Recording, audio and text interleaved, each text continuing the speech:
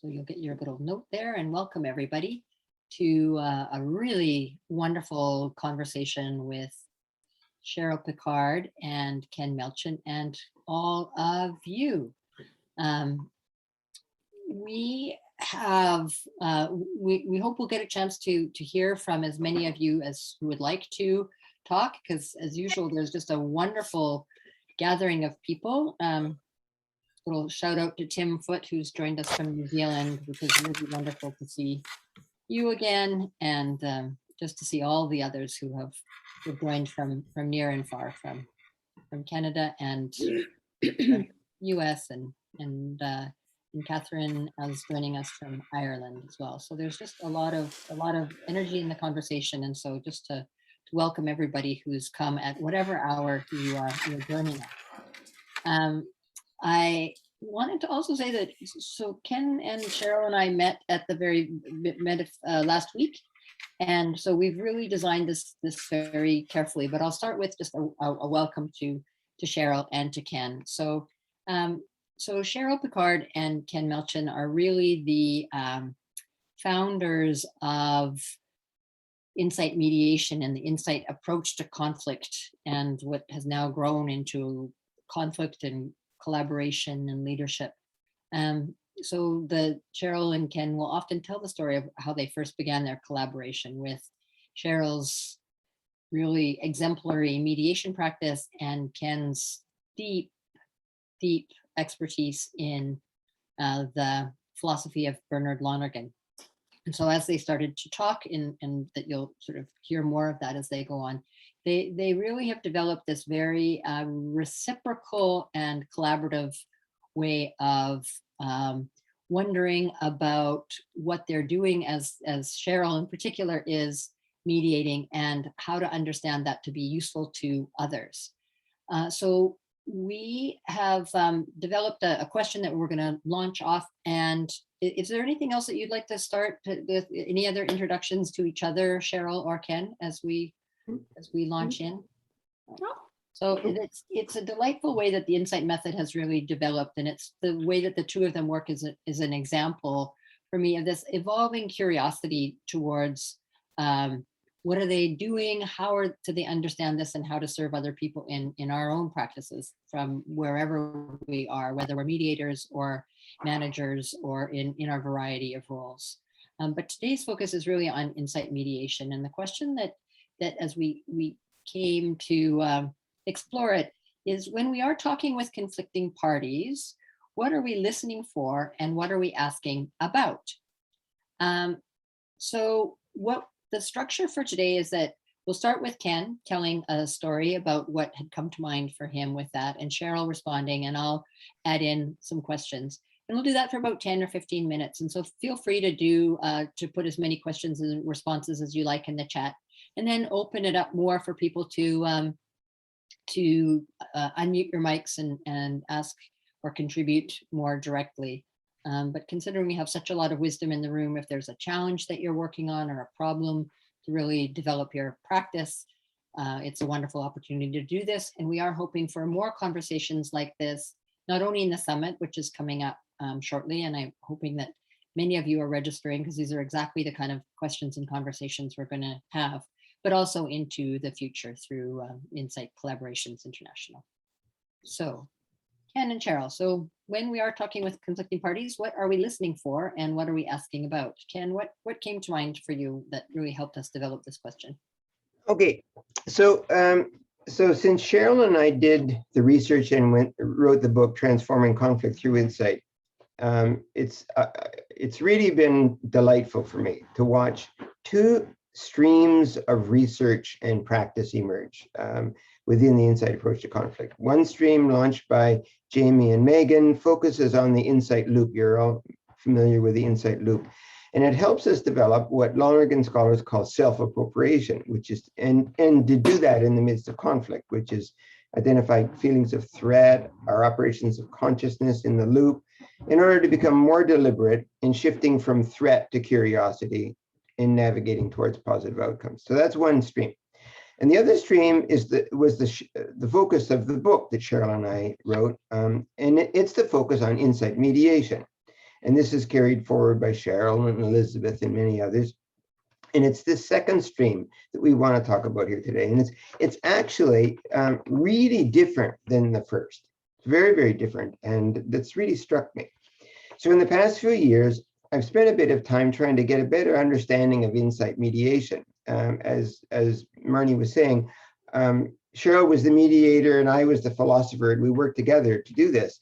And I had some experience as a mediator, but what I've come to realize is that I really need to get a better understanding of insight mediation. What is Cheryl actually doing? And part of this has involved a very careful study of Insight video in which Cheryl is the mediator. And so I've been working on that over the course of the last year or two. I've come to realize that there are some things that I don't understand. I just don't know what you're doing, Cheryl. And in fact, my most recent discovery is that I don't really know how to do insight mediation. I don't know how to do it. I can do some things, but when it comes to the really important things, I actually don't know how to do it. So today's conversation is to kind of help me learn what you're doing so I can help get over that.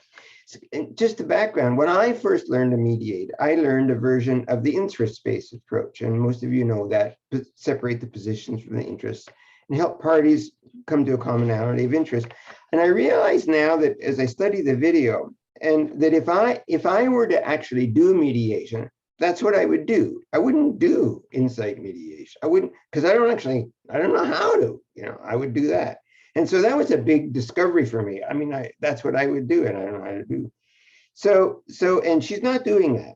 So the other thing I realized is that if I approach this problem using the things that I know as a Lonergan scholar, the insight loop, the operations of cognition and all that sort of stuff, it actually doesn't help.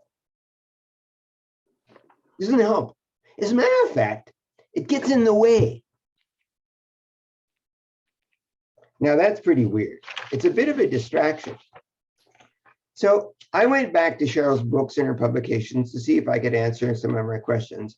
And I looked at the terms she used, and I realized I don't actually understand what any of the language means, or some of the language anyway.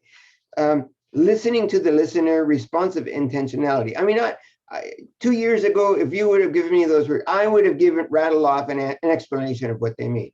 But now I realize I wouldn't have known what I was talking about. I actually don't know how to do those things. And so I don't know what Cheryl's doing, which is to say, I actually don't know what the terms mean. So I'm going to see if I can formulate something that can get us started. And I'm going to direct my questions to Cheryl, but Marnie, please feel free to jump in. So Cheryl, when I watch you mediate, there's something that you're looking for, something that you're listening for. And I'm not talking about at the very, very beginning. I'm talking about when you get into the middle of it and you're actually working with the parties and back and forth and you're, there's something you're looking for. And I can't put my finger on what it is. For example, I notice when you ask a party a question and then they respond, you don't seem much interested at all in what they're answering. You're not paying much attention to that. And I'm saying, how the hell could she mediate if she's not paying attention to what they're answering? So what is, instead you're interested in what the other party. And when you do get a kind of a response from them, you then ask the other party what they're hearing. And even then, you're looking for something very specific. And when you don't get it, you sort of shift gears, you go back to square one, you start back around at the beginning, and you go around again until you get in the same situation, and you ask the person, what do they think, what are they hearing the other person say, and you're looking for something, and you ask questions, and if you don't get it, you go back to square one again. You're, what the hell are you doing? What are you doing? What are you doing, Cheryl? That's my question. Is that a good description, or am I totally off base? No. Well, and actually, you raise a lot of points. It's not just one answer to that question, but I'm chuckling because through the Zoom call tonight, you get to experience how lovely it is and has been for me over these years to work with Ken and try to answer questions about what are we doing when we mediate? What are parties doing when they're in conflict? And how in the heck do we help them in ways that they can move forward without creating a dependence on us? And so this chatter that we're happening and with Marnie as well has been one that's been part of my life for a long time. And I say my life because I am very curious and very committed and continue to wonder about what is it that parties are doing when they're in conflict and what the heck can I do to help them? And so what I'm going to talk about and what I hope will become clear in some ways, because I know many of you on this call tonight are mediators, have been mediating for a long time. And I'm hoping to be able to talk to you in a way that you can find pieces that make sense to your own practice and then maybe be able to play a bit with it.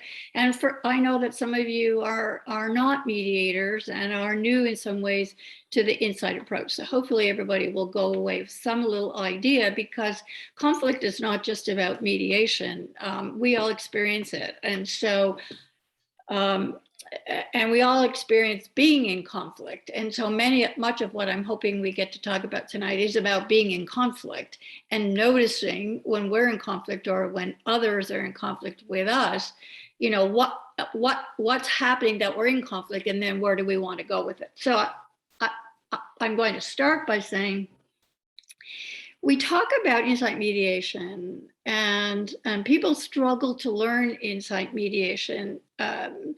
And I think, what is it that's so difficult? I mean, my primary work, as many of you know, is trying to teach insight mediation more than doing it now as I've retired.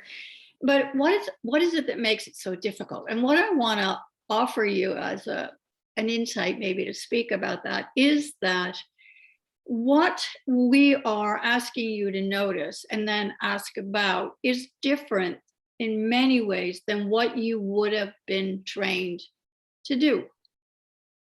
So when we say, well, don't talk or ask about that, let's ask about something else. Don't ask about interests, let's ask about threats. Sounds like a pretty simple exchange, but it's not a simple exchange to say, let's go this pathway versus a pathway that not even just as mediators or as conflict professionals, but I think in our cultural debate society, we have been taught to go in a particular direction with our curiosity. And we're in Insight saying there's a different way, a different place to be curious about that can open different pathways to help people to learn, not just to problem solve the conflict they're having, but actually to learn about themselves and to learn about others. And that's the first and foremost, I think, difference, Ken, in some ways that I'm really focused on whether parties have the ability in the mediation session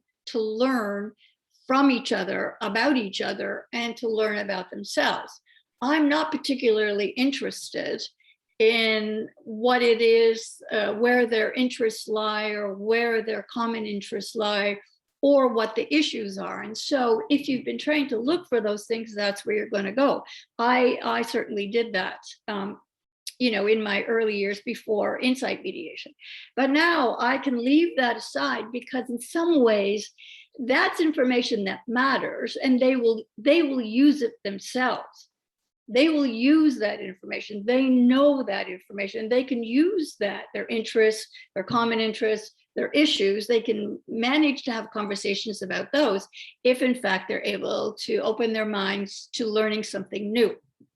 Cheryl, the thing I wanted, just as we're going this with three-way conversation, because it's something that you really helped me sort of figure out a bit more, and I've used it in a recent training, is that interest-based mediators are often sort of, we talk about the lemon, that the two people are fighting over the lemon or the orange or whatever, and one wants the juice and one wants the rind. And so the idea is to sort of find out like how to solve that problem of like the fighting over the lemon.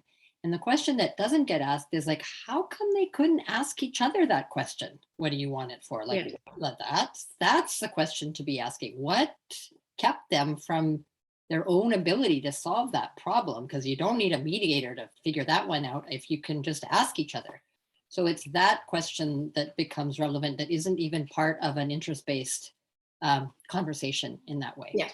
Exactly. I think you've hit right on it, Marnie, that what we're trying to do is open the communication pathways.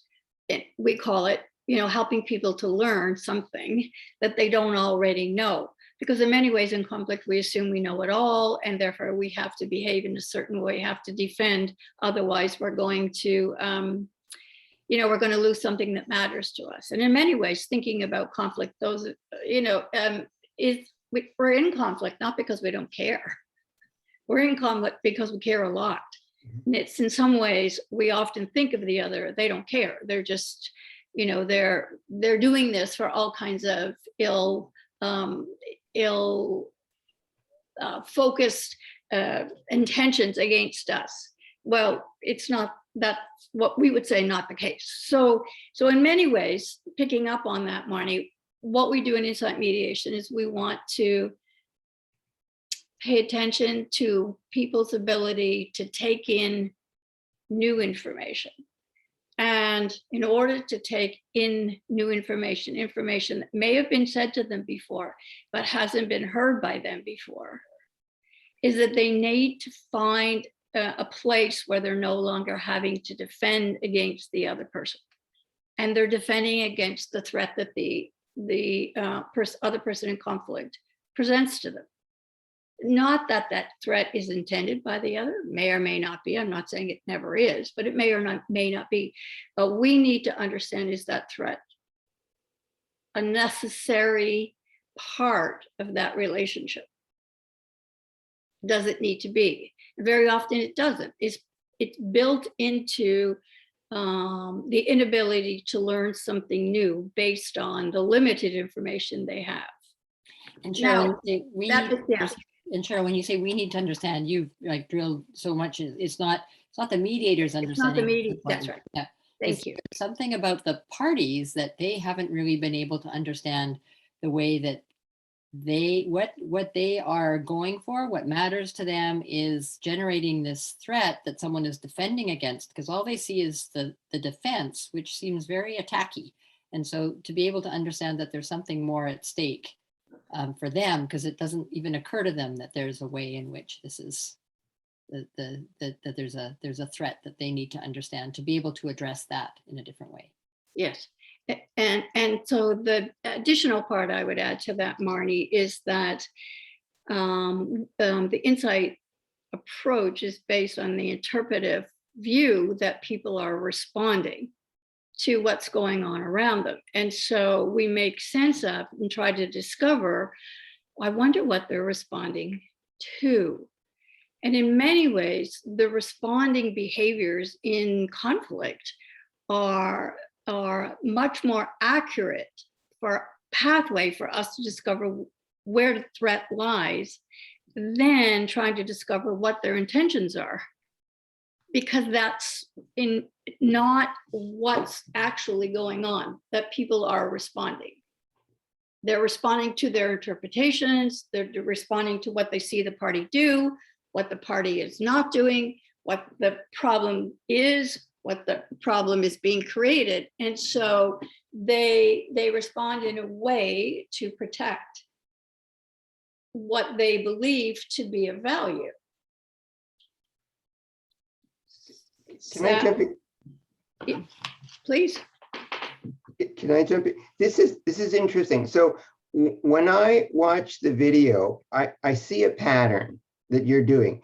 You do one thing with one party, then you turn to the other party and you get them to do another thing, and you watch and you go around, and if something happens and something doesn't happen, and then you start again. You start with another party and you ask them to do something, and then you ask another party, what are you hearing them say? And you listen, and if something doesn't happen, you start again. You ask a party. And so let me see if I got this right.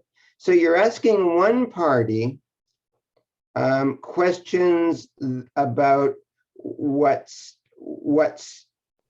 threatening them. You're asking them questions about what's the threat behind their action, and why are they trying to do what they're doing, and what are they trying to achieve? And then you turn to the other party and you ask them, what are you hearing them say? Once you feel that you've got the first person saying something, you turn to the second party and you say, what are you hearing them say? And so what you're looking for, whether or not the second party is feeling threatened by what the first party said. Is that correct? And if or what you're really looking for is the possibility that instead of feeling threatened, they're actually going to learn something new. And when they don't learn something new, they stay in attack, defend, Yes. and that's when you Yes. start around again. So if I said to you, Ken, that my first and foremost, what I'm looking for is whether people are able to take in new information, whether they're able to learn. So if somebody is speaking, the party is talking, I check in to see how much, if anything, has the other party got. And if they don't get it, what do they do? That's the thing that I want to ask you. Well, then I would. No, what are they doing? What's their behavior when they're not? They're defending. They're close. They can't hear. They're defending still. Okay, so they're attacked. Right. Okay, so their behavior is attacked, and so that's when you shift and then go around again. Well, learning can't occur if people stay stuck in what they know. Right. I hope that's making sense to those that are listening. So the first thing, if I believe that people have to learn something new in order for change to occur, then we have to say, where are the blocks in the learning? And I have to test, are they able to hear this? So if they can't, then I work very carefully at trying to find a way that they can open up and hear. Which is to say that you work carefully to try to create a situation in which they flip out of attack, defend, and into, Well, yeah, into the wondering and the curiosity. That's so much a part of what we do. And that's what you're looking for. I'm looking for them to say, well, if you're not trying to hurt me, what the heck are you trying to do? If you're not trying to take my job, what is it that you want? If you're not trying to destroy this unit, so once they begin, well, I don't really believe you. I don't know but tell me what the heck this is all about. That's the first step to opening the possibility of hearing something new. And I use that. So it's funny, it's interesting. As a disputant in the role plays, I know that feeling. I really, really know that feeling where you get, and then all of a sudden I get this, well, if you're not doing that to me, what the heck are you doing? Yes. And that's the minute that you know that you've got an opening. And I've just got an opening. And so now we got to tread carefully. So there's something that you don't, so saying to that party who said, well, what is the heck you're trying to do? So in many ways, for you, I would say something like, for you, it just seems like this is really intentional harm that, that's been sent your way. And you can't imagine anything worthwhile out of it. But now you're wondering, well, if it's not that, what is it? Let's slow this down and let's have a conversation about that for a minute and see where it takes us. Yeah, see that. So I then can feel the feeling even now. Yeah, that's good. That's good. No, it's amazing because that's what you're looking for. That. Yeah. That's it. Yeah. Wow. So then the question then what I ask about to the person who's been speaking and hasn't been able to be heard is, so it's been really, you've been trying to say something that it's not about harm, it's about something else. And now let's try to see if you can talk about that and I can help you talk about it in the way that it gets heard in the way that you've been trying to say for a while now. So we're working with, I'm not adding anything. I'm working with what they're saying, but my purpose our purpose in Insight Mediation is to open those pathways for people to hear something new, because that's where the change is. Yeah. So I want to add in something here too, because it's happened. So when I'm teaching mediation, and so if it happens early on in the mediation, so Ken, like if we do this between you and I, and we could just be fighting about the lemon, and you say, you know, I want the lemon, and then I And say, you can't have it. yeah, you can have it. And I say, that's like, you always take it all for yourself. You're very, very selfish, and you never listen to anything that I want. It's a certainty and a curiosity. So Cheryl, it's not a good time to ask Ken, what did he just hear me say? Or if Ken does, because then he's just going to hear more, like the only thing that he heard was a defend story. On the other hand, if what Ken is saying is, what I really need is the juice of this lemon to be able to make the hot drink for the cold that I have. And Cheryl says to me, Marnie, what did you hear? And I say, I hear he only thinks about himself and his needs. That's also a time to sort of, there's a difference between that. And so Cheryl, I'm wondering if you can sort of talk about that, where it's still clear that I haven't actually heard what really matters to Ken, and how you correct me without shaming me in that way of like, that I'm a terrible listener, for example. Yeah. Well, and I guess I would say that the asking what you're hearing is not only when you hear something good. In fact, you know, that's in some ways, maybe I'm overstating this, but it's a bit of a platitude. So I'm not looking for, when you say something good, to ask Ken, what did you hear? So I would say it differently than what I've interpreted you saying.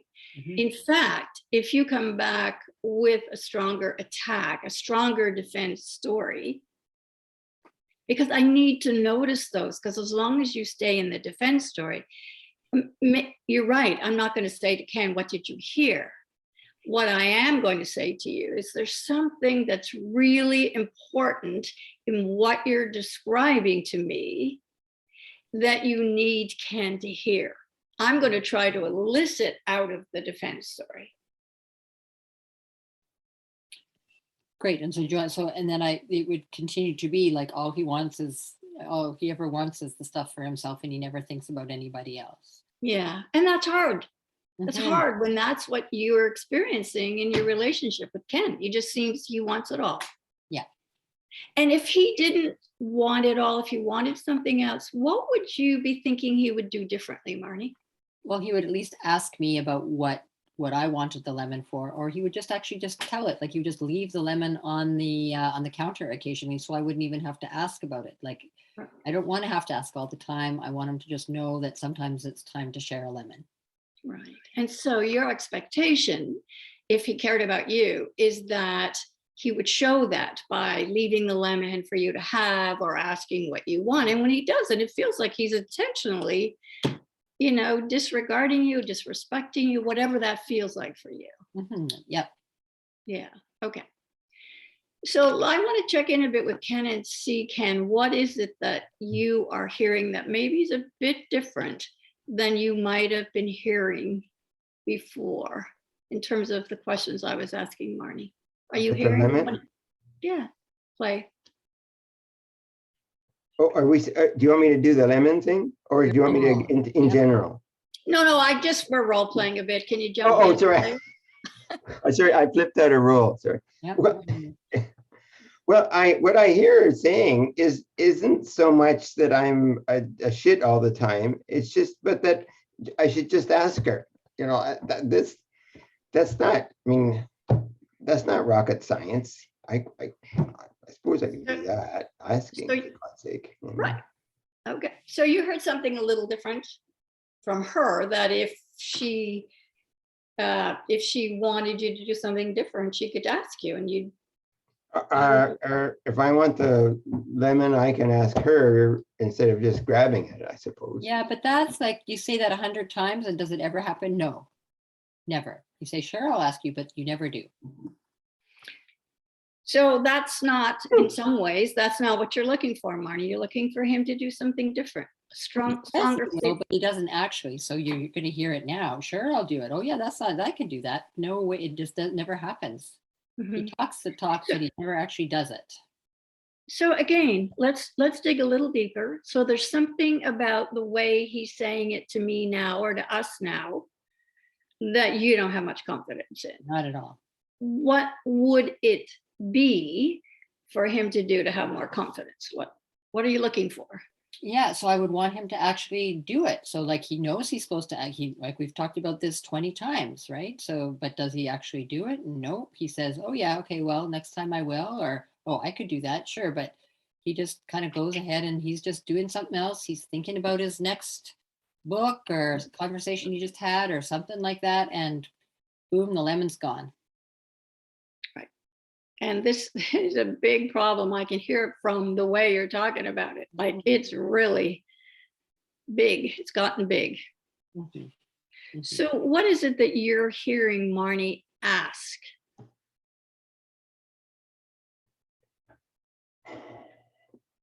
So, and I'm going to go time. I don't know that we need to go this, but what I would like you to notice is the focus of the questions that I'm asking, not just what are you hearing, but in some ways I need to know, has he heard what she's actually asking him to do differently? I want to probe that one because that's where the possibility for him to do something different might reside. I don't know that, but I first need, we need to talk about that, but I need to know whether he can hear any of what she's saying. She's very annoyed still, right?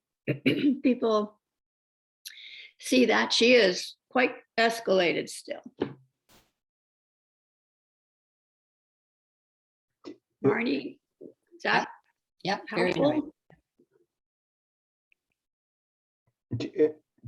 Are you asking something from me at this stage? No, not unless you, no, you can come out of role if you have a comment or an experience about what just transpired in the role play and how I asked you about the question I just asked. What are you hearing her ask you versus what are you hearing her say? Right. A much more focused, what are you hearing question for me, has he got anything out of it? But for him, focused on what is she asking? Well, I have to say that I was very aware that I was at a fork in the road for me internally at that point, because part of me was really mad because she'd just taken the whole history of everything that I've done for her and said that it's just shit. It's nothing. I've never done anything that's, and in fact, I've been working my ass off, So, but I'm also, but the other fork in the road that I'm aware of is that she wants something, but I don't know really what it is. I want to know what it is then, So I'm very aware of that fork in the road, and I'm aware that emotionally I'm inclined to the first four, just to attack, defend, and criticize Marnie for, dismissing every good thing I've ever done. But also I'm aware of the second fork in the road where if you were to tell me what is this other thing, I'd be kind of interested in that. So two things I want to say about this is one is all mediators ask questions about what did you hear? I mean, that the question itself isn't just a question, it's a concept. It's a huge concept. That is a concept about what did you hear? What are you not hearing? What do you need to be hearing? What are you looking for? All of that is in some ways deepening on the initial question about what's been heard or what hasn't been heard.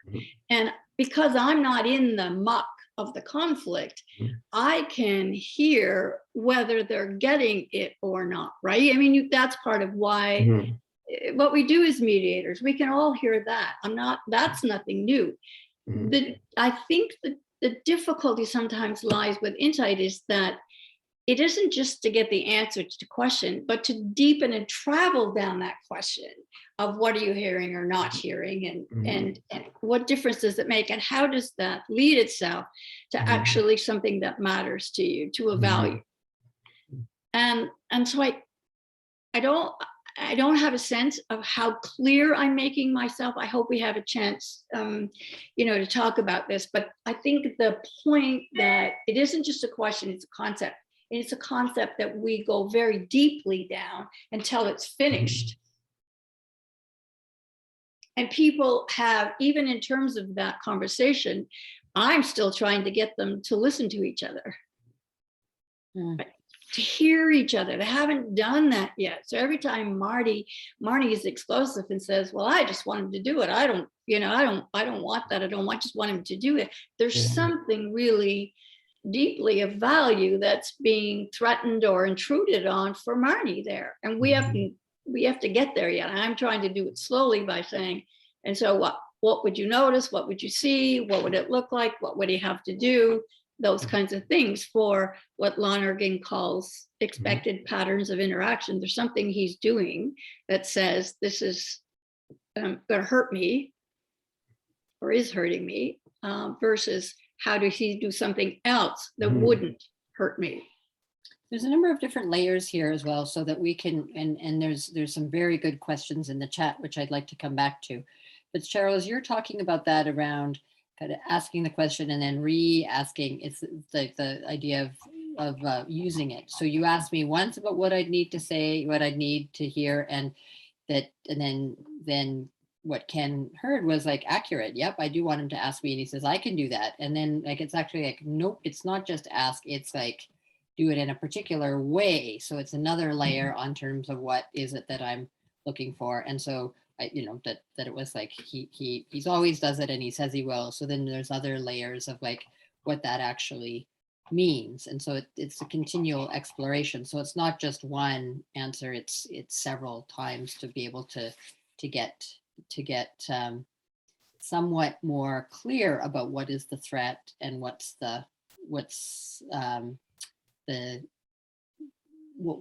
is sort of underlying the angry fight response. Where there's related questions to that is Canada is about, and people who may not be capable of self-reflection or people who have mental health issues. So that sort of continually comes up.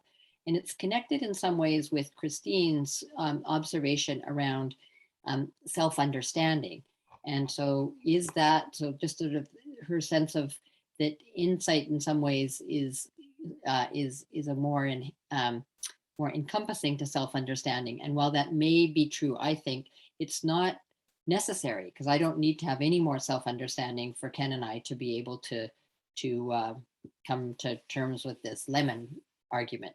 So no, in fact, go ahead. In fact, I would argue the reverse of that. That in fact, if I'm focused on helping people to learn and understand, then I can stay with them wherever they are. And to do that, that's why I think it's important to think about just this one little, what are we asking about? And, what are you hearing as a concept? It's so people don't have to, in conflict situations, I don't think people really self-reflect on what that's all about. They're responding. They don't know what they're responding to. They haven't analyzed that. That's part of what my work in some ways is to slow it down, separate it out, help them to understand, and then say, is this the way it needs to be? Can it be another way? And you would still feel good in this relationship. And I think it's particularly powerful in families, those of you that do family mediation, because the patterns are so set that if we don't kind of do that detailed deepening, not so much to get the answers to the questions, but for people to be able to do their reflecting in the moments in the mediation to say, you know what? I finally get it. It makes sense to me now why I feel that way or whatever. Yeah, and there's an additional question that Christine asks in her wise way about shame, and sort of, I don't know, Christine, if you want to actually bring that one Shame? up as well. Was it shame, Marnie? Yeah, so that's Christine. So Christine, do you want to unmute and just kind of add your 2 points in one in the way Shame? shame? Yes, and it's a follow-on. So I'm very curious. I'm not sure I fully grasp everything that you just said. And the reason is when I think about the insight methodology in mediation, what I am learning, or what I believe I'm learning, is the opportunity for, as you said, about reflection in action, reflection in mediation, to understand what's happening, why you're reacting, what the reaction is messaging to you as its importance. The learning opportunity for both parties is greater than the lemon situation. And so when we talk about the role play that you were doing, the learning opportunity with the insight approach is that Marnie and Kenneth walk away with a better understanding that it's not about the rind, but it's about that engagement of valuing in Marnie that she needs from Kenneth potentially. And the learning is, what does that look like for Marnie, and what does that action look like for Kenneth, and have the discussion about that. So when I think about insight, I think about the distinction from interest bases. We're not problem solving the lemon situation. We're problem solving deeper than that, is what is the pathway of communication about something that's taking place that's prompting this conflict. And then what I wonder about is, in a coaching situation, the parties are able to be vulnerable absent the accountability of the person who's triggering them, or the conflict who's triggering them. And in a mediation, that person, that accountability is improved. You see what you're responding to, you're reacting to it, but you're also burdened by that vulnerability of shame, and the things that Kenneth was mentioning about the 2 tiers, and that first reaction of anger is, I haven't done right by you. I felt I did right by you. You've just diminished me. And that deeper interest is, I am a good person. I want to do right by you. So that first layer is a reactive defense, shame. And the second layer is that ongoing commitment of interest of improved self potentially. So I wonder about those things. And I wonder, how do you balance that sense of importance of trust when you're contending with things like shame and defense mechanisms? And maybe I'm hoping that you can also expand on the learning aspect if I've misinterpreted that. So that was really long-winded, sorry. Well, there was a lot in the long-windedness, Christine. There's a lot there, and I'm trying to think about the best way to tackle it. I'm going to be very transparent and honest. I as an insight mediator, I am not trying. There's a simplicity in some ways to what I think my intentions are, that are not so complex and convoluted as what I was interpreting you to be saying. I don't need them to self-appropriate. I don't need them to be self-reflective. I don't need that kind of activity to happen in a mediation. Quite simply, I believe very strongly that people are best able to solve their own difficult conversations within conflict situations, whatever the difficulty of that. And I think they're best able to have those conversations. So when people come to me, they can't have that conversation anymore. My job is to open up the lines of communication, period. And so what I know is I can't open the lines of communication if people are stuck in responding in a defensive way to what they're hearing, because the narratives keep repeating themselves. You know, they don't get any new information that allows them to think about it differently. So my job, and when I talk about it in terms of learning, is I'm constantly looking for a place that they tell me something that seems to be really important to them, that they want to get across to the person, that it's been missing. And I'll pick up on that. And that's what I'll work with. And I'll know if the other person got it. If they're able to repeat it back, they're able to say, well, I hear she wants me to, you know, she wants me to just leave it for her and not, you know, not have to ask her if she wants to just do, she wants me to do this. Well, I hear that, but I'm not going to do it. Okay, that's a decision, but it's a decision based on having learned something versus, well, I think I do that. I'm trying to do that. I'm trying to show her that I care about her, right? Cheryl, the question that I had in this, and it may be connected to what Christine is saying as well, but let's say if when you said to Ken, you know, was there, you did it in that way of like, so that's sort of how you distinguish the concept where it's that meta thing. What your strategy is you want to kind of know what did Ken hear, but you're not necessarily going to ask that. So that's sort of the difference between the skill and the concept. So that's what your strategy is, to check that out. And then the actual skill is in this very kind of open way of like, Ken, I'm just kind of wondering if there's anything, you know, that you may have heard a little bit differently, or, you know, just in that gentle way. So if Ken had said, yeah, I heard that she's just discounted everything I've ever done for her. So that was the next thing I was going to say, actually. Right. So let's say that he had gone that. So I say, you know, Ken's like really selfish. And then he says, she just discounted everything I've ever done. I'm really curious about how you open that communication where it's clearly now just shut there. Right. Okay.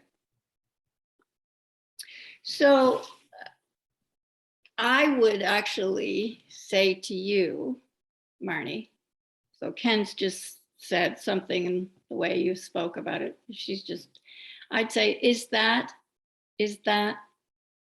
what you're saying to him? Is that what you want him to know? Is that what this is about for you? And then I would say, well, it's not just, no, it's not that I'm discounting it at all. It's just that he just gets taken over by his own concerns, and then I'm left out and the lemon is gone. And that's what makes you angry, closed, you know? And so if he were to do something different, what would it be? It would be that the lemon would just get left and that he wouldn't just keep repeating, I'm going to leave it for you, and it never gets done. So I'd like him to be consistent and trustworthy in that way. Right. And he's saying like, no big deal. But that's not something what you're able to hear. No. Okay. So let's see if we can have that conversation in a way that would sound perhaps differently or not. I don't know yet. But that's where I'd like to travel with us a little bit and see if that's the message that Ken is really intending to say to you, or if he's saying anything else. Can we go there, Marnie? Pardon me? Can we go there? Yeah. So if I'm still in role, it's sort of that sense of like that. Now I'm just shifting out of role. The curiosity about where people are like clearly getting each other wrong, how you did that both like, so I, you know, is there something that you like, it's just that continual sort of, that's where there is that responsive, like you're responding exactly where I am with like, yeah, you can't hear that much. And what would you need? And yep. So that you're noticing I'm not listening, or I'm not able to absorb anything new. I'm still really, the threat and the defend are still very active. So I'm not curious about him on his own terms. You know, I'm not curious about him, like what's going on for, that I'm only sort of still paying attention to my interpretation. So, and in that way, that sort of like having seen you do this before, is that it's a completely sort of following of like, yep, I notice you're noticing that I'm not listening, and you're noticing it in a way that helps me notice it, so I can kind of continue to talk to you in a way that may make me curious eventually about what's going on for Ken. Well, and I'm inviting you in. Yeah. Saying, can we have that conversation? Let's see where it takes us. Yeah. So in some ways, what that is kind of an opening. Is there a possibility that we may be able to learn? She may be able to shift off the closure to the open. I don't know that yet. Mhm. Right. So I think the important question, or the important point, is to say, where would I go to, what would I say to Kim after I've just said something like that to you? You know, because I'm not going to ask him, what did you just hear? Mhm. I don't want to go that, because he has to, he has to push her again. He has to kind of force her back into the defend corner. Mhm. So I am going to speak to him. So there's something, I mean, you're basically saying, I don't even see the issue in some ways, Ken. You're saying, I can do that. It's not a big deal for me. But that's not something that Marnie right now is able to hear. So I would like to ask you to talk a bit about, given what she's been saying, what is it that you might want to say to her now that she might be able to hear? And that you want her to know?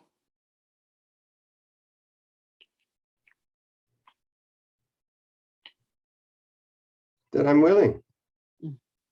You're willing? I don't to- know what to do, but I'm willing to do Right. something. And that's if I out of a need. place of caring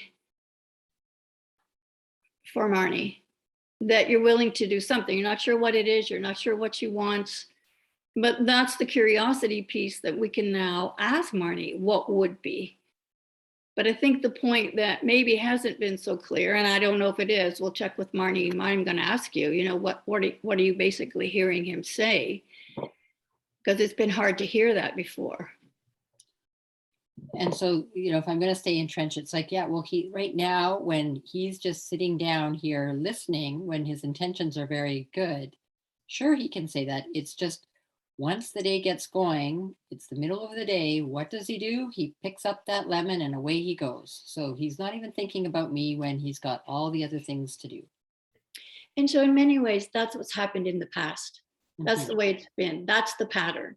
Mhm. And it's hard to trust that the pattern will change Mhm. because we're sitting, the three of us, together. Mhm. So if he's saying to you, I'm willing to change the pattern, I'm willing to do something different, Mhm. we need to discover from you now, where do we begin with that? What would he have to do? What could he say? Well, maybe you should ask him. Like, I don't know. He's got to kind of figure out how he's going to not be so self-centered in the middle of the day.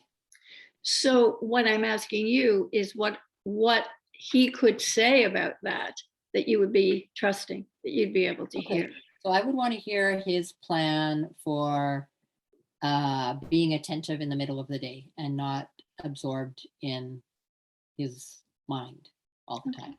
Is there a question you want to actually ask him? What are you going to do to look up from your work in the middle of the day so that you can pay attention to that lemon and what I want with the lemon? Okay. So depending on what he does or doesn't do, it's going to tell me whether he's able to take any of that in, right? Just saying, I'm hoping you're noticing that, oh my gosh, what Ken is going to do with her still rather attacking accusation is going to tell me where his learning ability lies, right? And so you're going to be because she is still attacking me. She is attacking you, and she's asking you a question. And so you're going to be really interested in whether I'm simply going to respond defensively to the attack or whether I'm going to pay attention to her question. Well, yeah, depending on how you answer it, it's going to tell me whether there's been any opening for you or not, or it's something to work with. Okay. See, this is pretty interesting because I'm out of the role here for a second, but I've been very aware. I'm realizing now that over all these years, I've really been aware of insight mediation from the perspective of a disputant. But my question has been, what are you doing? And so it's been quite illuminating to actually have you show me what you actually do, because I can feel my reactions as a disputant coming up in exactly the same way they've been coming up now for 20 years. It's amazing actually to feel all of them in exactly that way. And but now I'm getting a better understanding of what you're doing to evoke either the reaction of, defend, attack, defend, or the reaction of, well, I can do that. Well, what would you want me to do? And I can try, because I can feel both of them, and I can feel that sort of tug and pull within me. And in a sense, when you stopped it in a minute, I was trying to figure out, what am I going to give myself over to? Which one? A real interest in where we're going to go with this, or hey, quit making me out to be the shit. I'm not a shit. And you know what? Let me tell you about how you're a shit. So this is the research piece. And now I'm talking to Marty and Ken as we continue our research and continuing to, analyze the micro conversation skills that are going on. But I'm less interested in what these two people are saying as I am to how they're receiving what's being said. And yeah, so that is so clear. Absolutely. That's amazing. Yeah. And so I don't have to pay a whole lot to the content, or I don't have to, temper what they're saying or how they're saying it. I just need to know, is he able to take that in and then speak differently to Marnie? Because that's what she needs to start to be able to begin to build some level of.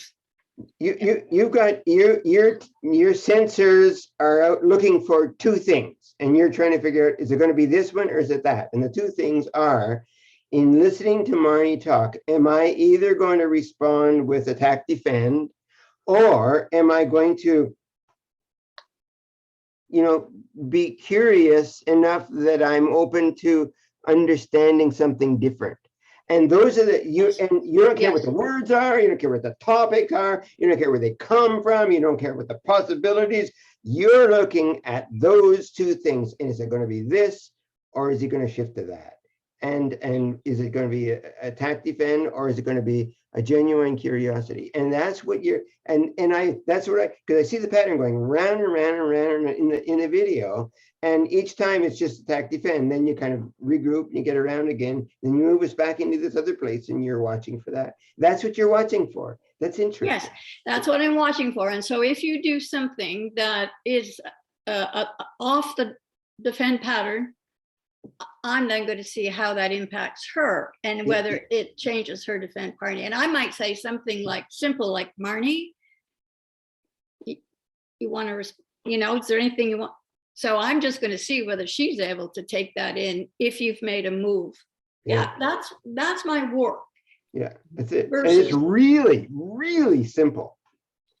It's really simple. I mean, like, it's simple in terms of what you're looking for and what you do. Yeah. But how to do it so that it works each moment at the time takes an awful lot of tools in your toolkit, or a lot of familiarity and things different. And in the remaining we just have like 2 to 3 minutes left. I do want to come back to Kanata's very good question and just around like people who may not be able to move from the attack defend or sort of other kind of mental health challenges. Is that fair enough with your question there, Kanata? Yeah, just like, so I'm a family lawyer, family mediator, and I've been doing some studying of the Insight approach with you guys and Elizabeth and in practice. But I just wonder how practical it is in terms of when you've got somebody who, like, narcissist is the big word in family law. Everybody's a narcissist these days. Sorry, I've got a visitor here for bedtime. And so narcissist is the big word. And you sort of wonder, well, if someone's truly a narcissist and they're causing the other litigants so much problems, how, like, is it possible to utilize these techniques for those people, or really this isn't going to work for them?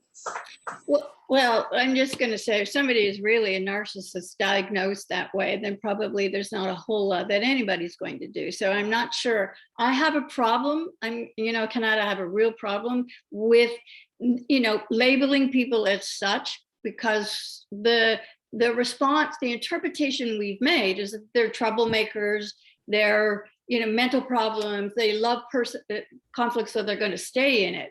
And I guess in some ways I want to be curious about whether that's true. And so what it means in insight mediation is we're going to have to explore that interpretation and see if there's a way I can speak differently. I can talk with little kids in an insightful way as I can with very intelligent people.